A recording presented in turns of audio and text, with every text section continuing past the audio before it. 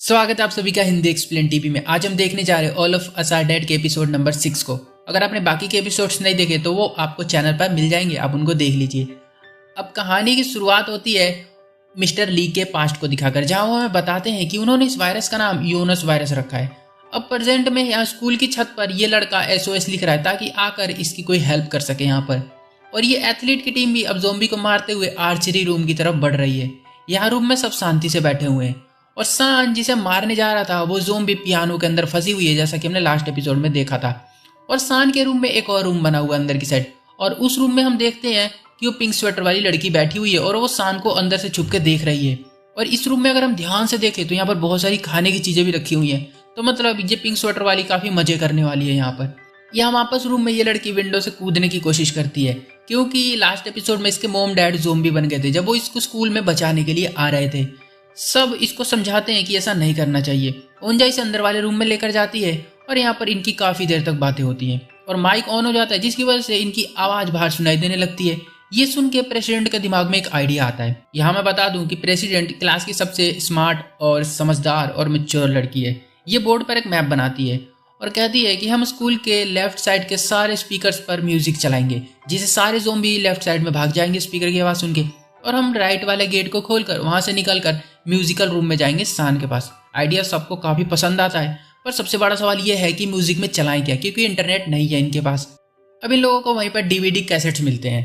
Play करने से पहले सोयुक माइक में बोलता है कि सान तू जहाँ कहीं भी है वहीं पर हम आ रहे हैं। ओंजा भी सेम बात बोलती है। सान वहां से चिल्ला के कहता है कि मत आओ, कोई ज़रूरत नहीं है, पर ये लोग उसकी आवाज़ तो सुन नहीं सकते हैं। अब ये लोग बिल्कुल वैसा ही करते हैं जैसा कि करना था। अब ये सारी बातें बुली ने भी सुन ली है, जो कि सान को ढूंढ रहा है चाकू लेके, और ये पिंक स्वेटर वाली भी अंदर बैठकर चुपके चुपके इनकी बातें सुन रही होती है।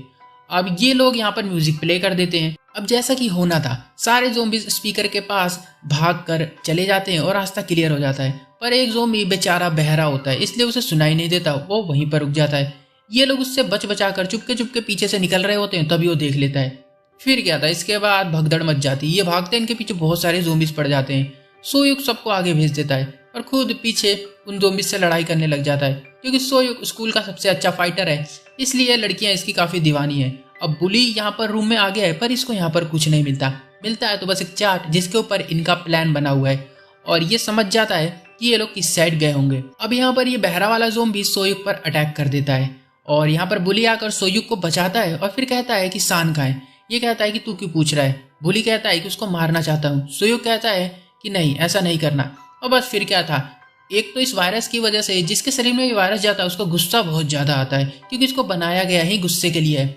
बस फिर बुली सोयुक से लड़ने लग जाता है। सोयुक भी इसको मारता है, बुली भी इसको मारता है, पर बुली की शरीर में अभी ज़्यादा ताकत है, इसलिए वो इसको हराने की कोशिश करता है। अभी पीछे से प्रेसिडेंट आ जाती है इसको बचाने के लिए और बुली को मारने लगती है। बुली उसके हाथ में काट लेता है। सोयुक गुस्सा आ जाता है और बुली को चौथी मंजिल से नीचे गिरा देता है और सीन यहाँ से कट हो जाता है। यहाँ एथलीट टीम अपनी मंजिल पर आ गई है, यानी कि आर्चरी रूम के बाहर। ज़ोंबी इन पर भी अटैक कर रहे होते हैं। यहाँ पर ताला नहीं खुलता, ये लोग ताला को खोलते हैं और जब तक ज़ोंबीज को मार रहे होते हैं, और इसी बीच ये जो इनका एक कैरेक्टर है, इनका एक फ्रेंड है, इसके पेट में चाकू लग जाता है। अब यहाँ रूम में सब आ गए हैं। सान पहले ओंजा को देखने जाता है। बातों बातों में ये दिख जाता है कि प्रेसिडेंट के हाथ पर किसी ने काट रखा है, और ये सब समझ जाते हैं और सारे डर जाते हैं। सीन आ जाता है यहाँ से फिर क्वारंटाइन सेंटर में।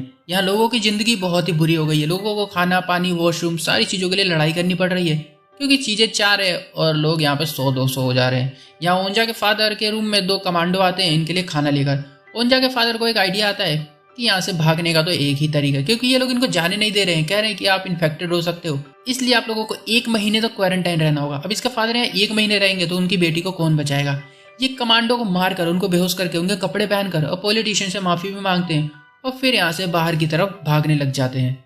यहाँ रूम में हम आते हैं तो प्रेसिडेंट की हालत देखकर सान सबसे पहले उसे मारने जाता है। यहाँ सान को हम देखेंगे कि कुछ ज़्यादा ही परेशान हो जाता है ये।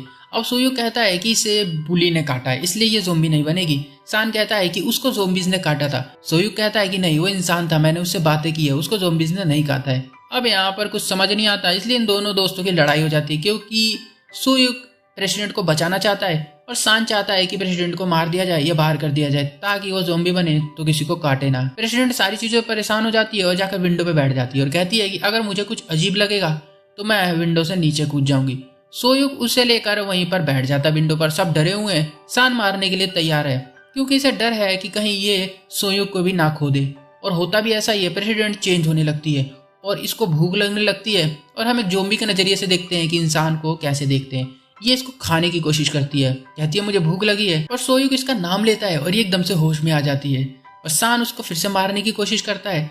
अब यहाँ सबको ये लग रहा है कि दोनों में कोई झूठ बोल रहा है। सान का कहना है कि बुली को ज़ोंबीज़ ने काटा था और सोयुक बता रहा है कि वो इंसान घूम रहा है अभी तक, तो इन दोनों में से कोई एक तो झूठी बोल रहा है।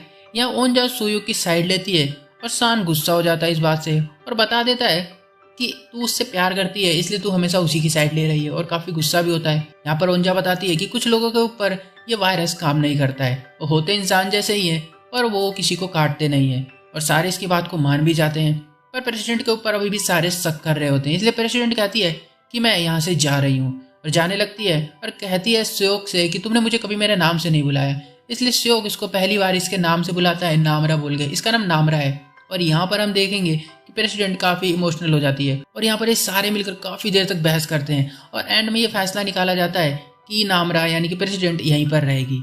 और अब सोयुक क्या करता है कि अपने हाथ को प्रेसिडेंट के हाथ से बांध लेता है ताकि किसी को ये काटे ना, और दोनों जाकर शांति से एक जगह बैठ जाते हैं। और ये सारी चीजें अंदर बैठकर पिंक स्वेटर वाली आराम से सुन रही होती है। ये आर्चरी रूम में इस लड़के को चाकू लगा था तो इसका अब इलाज किया जा रहा है। यहाँ पर इमरजेंसी टेलीफोन भी काम नहीं कर रहा है जिस चीज के लिए ये लोग यहाँ पर आए थे, तो मतलब ये प्लान भी इनका बुरी तरह से फेल हो जाता है।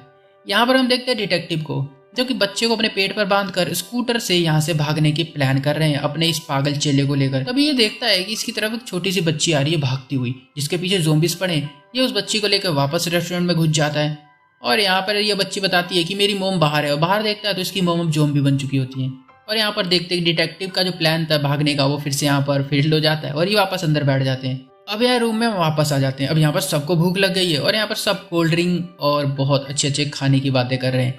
और हम अंदर देखते हैं कि पिंक स्वेटर वाली मस्त बैठकर कोल्ड ड्रिंक देख रही है, पी रही है और खा रही है और मस्ती कर रही है, पर वो अंदर से निकल कर इन लोगों को जरा सा भी ना पूछती है ना देती है। और ये लोग बाहर पिंक स्वेटर वाली की बुराई करने लग जाते हैं कि वो ऐसी थी और कहते हैं कि मैम की मौत भी उसी की वजह से हुई है। पर यहाँ पर मैं बता दूं कि हमें अब तक मैम को दिखाया नहीं गया, जो टीचर थी वो दिखी नहीं है कहाँ है, ना उनकी बॉडी दिखी ना वो ज़ोंबी बनी है, तो कुछ अभी नहीं कह सकते हम कि वो कहाँ पर है।